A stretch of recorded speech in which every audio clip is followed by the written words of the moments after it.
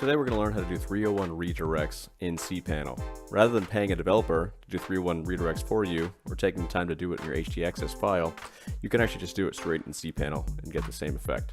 In this example, we're doing this in HostGator's control panel, but most cPanels look just like this and have the same options, so you can do it here as well.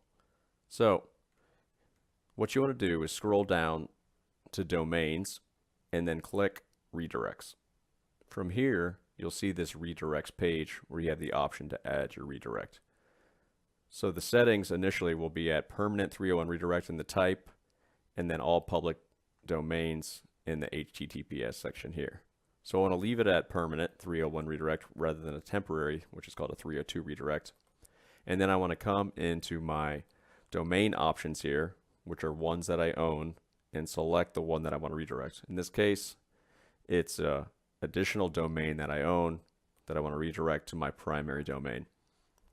Should you want to redirect a URL rather than an entire domain, for example, digitalelevator.org/contact, you would throw contact in this box right here.